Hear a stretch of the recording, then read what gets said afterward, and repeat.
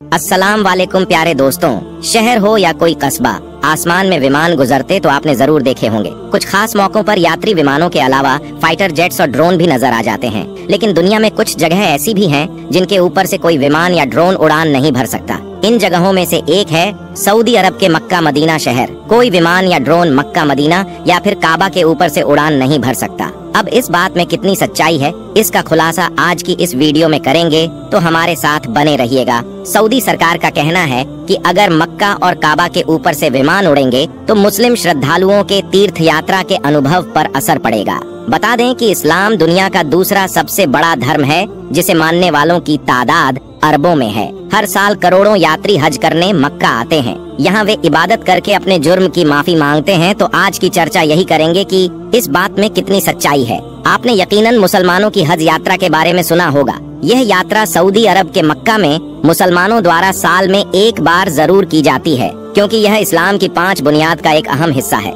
बता दें कि इस्लाम धर्म में अल्लाह और उसके रसूल पर ईमान लाने के बाद सभी लोगों पर हज की यात्रा वाजिब हो जाती है। काबा मुसलमानों का सबसे पाक धार्मिक स्थल है। कुरान में बताया गया है कि हर मुसलमान को अपनी जिंदगी में कम से कम एक बार मक्का की यात्रा जरूर करनी चाहिए। मक्का में ही काबा स्थित है। काबा खुदा का घर माना जाता है। कहते हैं काबा जहाँ पर बना है वह पृथ्वी का केंद्र बिंदु है। इसकी आधारशिला आज से लगभग 1400 वर्ष पूर्व मोहम्मद पैगंबर साहब ने खुद रखी थी, जो पहले ढका हुआ नहीं था, मगर बाद में इस चौकोर कमरानुमा इमारत को काले रंग की चादर से ढक दिया गया है। वहीं इसके चारों ओर मस्जिद बनाई गई, जिसमें हज के लिए आए लोग अल्लाह की इबादत करते हैं और अपने किए गुनाहों की माफी मांगते हैं। मगर हैरानी की बात है कि इसे लेकर कुछ समय से मुस्लिम समुदाय में अगर किसी ने जन्म लिया है तो उसके लिए जीवन में कम से कम एक बार हज यात्रा पर जाना अनिवार्य माना जाता है। मक्का में हज पर जाने वाले मुस्लिमों को हाजी कहा जाता है। यहाँ मुसलमानों के पवित्र धर्म स्थल काबा पहुंचकर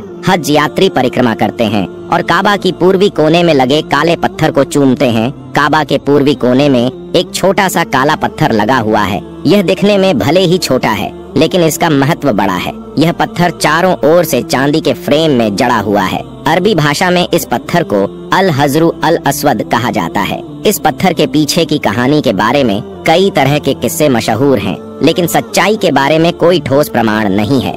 लेकिन वही कुछ लोग ऐसे भी हैं जो इस बात को नकारते हैं कि हवाई जहाज या कोई भी परिंदा काबा के ऊपर से नहीं गुजर सकता। मगर हम आपको बता देते हैं कि यह झूठ और गलत नहीं है, बल्कि बिल्कुल सच है। आज तक कोई भी जहाज काबा शरीफ के ऊपर से गुजर नहीं पाया है। उसके बारे में बात करते हुए अकरम ने, जो कि पिछले 30 सालों से सऊदी अरब के मक्का शहर में काम कर रहा है, उसने बताया कि मैं पिछले 25 सालों से खाना ए काबा में रहकर साफ सफाई के काम को अंजाम दे रहा हूँ। मैंने आज तक किसी भी जहाज को काबा के ऊपर से गुजरते हुए नहीं देखा और न ही मैंने आज तक किसी परिंदे को काबा के ऊपर से गुजरते हुए देखा। अकरम आगे कहते हैं कि एक बार शाम के वक्त गलती से एक जहाज काबा शरीफ की तरफ आ गया, मगर हमने देखा जैसे ही वह जहाज काबा शरीफ के करीब पहुंचा तो उसकी डायरेक्शन कुदरती तौर पर अपने आप ही वहां से धकेल दी गई, यानी कि वह कुदरती तौर पर ही वहां से हट गया। दोस्तों, अब आपको बताते हैं कि आखिर ऐसा क्यों होता है। अल्लाह तबारक व ताला ने काबा शरीफ में ऐसी क्या खास बात रखी है जिसकी वजह से कोई भी परिंदा काबा शरीफ पर से गुजर नहीं पाता है, और ना ही कोई जहाज।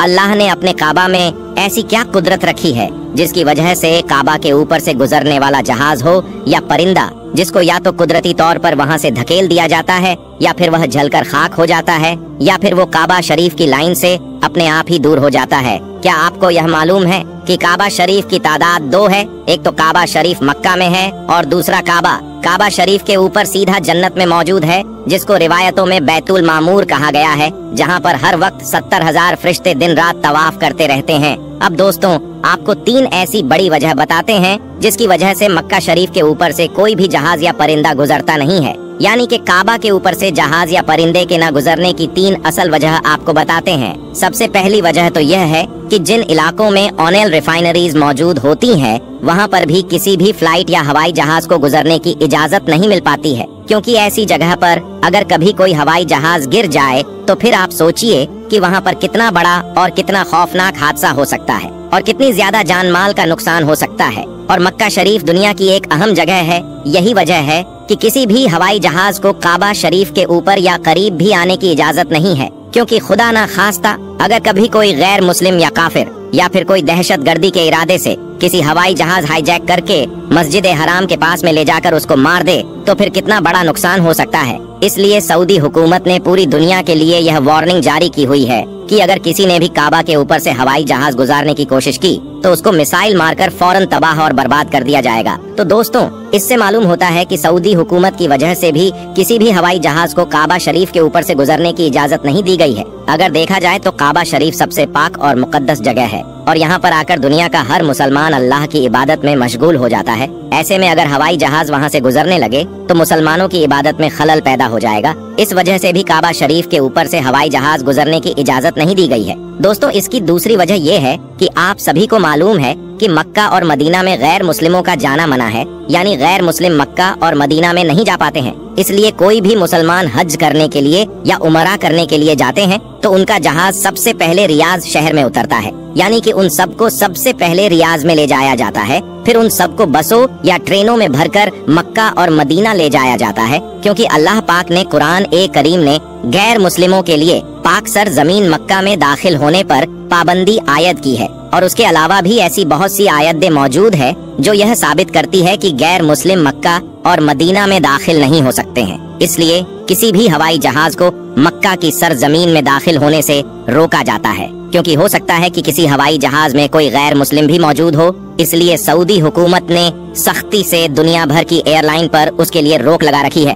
उसके अलावा इसकी तीसरी वजह भी बताई जाती है कि काबा शरीफ को दुनिया का सेंटर माना गया है, यानी कि काबा दुनिया के बीचों बीच में मौजूद है और आज इस बात को साइंस भी मानती है। इसी वजह से काबा शरीफ दुनिया के सेंटर में होने की वजह से सबसे ज्यादा ग्रेविटी काबा शरीफ के ठीक ऊपर और नीचे है। उसकी वजह से यह होता है कि अगर कोई परिंदा या हवाई जहाज काबा शरीफ के ऊपर से गुजरने की कोशिश करता है तो ग्रेविटी की वजह से वह परिंदा और हवाई जहाज अपने आप ही काबा शरीफ की लाइन से दूर हो जाता है। इसका मतलब यह हुआ कि काबा शरीफ के ऊपर कोई भी चीज, चाहे वह परिंदा हो या हवाई जहाज हो या फिर और कोई चीज हो, वो अल्लाह की कुदरत से अपने आप ही काबा के ऊपर से हट जाती है। उस चीज को कुदरती तौर पर भी वहाँ से धकेल दिया जाता है, यानी कि उस चीज को अल्लाह की कुदरत से हटा दिया जाता है। यही वजह है कि काबा के ऊपर से कोई भी परिंदा या हवाई जहाज नहीं गुजर पाता। अगर कभी कभार कोई परिंदा या हवाई जहाज काबा के ऊपर से गुजरने की कोशिश भी करता है तो या तो उसको वहाँ से धकेल दिया जाता है या फिर वह जल कर खाक हो जाता है। पवित्र काबा में कौन प्रवेश कर सकता है और कौन नहीं, इसको लेकर भी सऊदी अरब की सरकार काफी सख्त है। तो दोस्तों, आज की वीडियो में बस इतना ही। आपका हमारी आज की जानकारी के बारे में क्या कहना है, कमेंट सेक्शन में जरूर बताएं।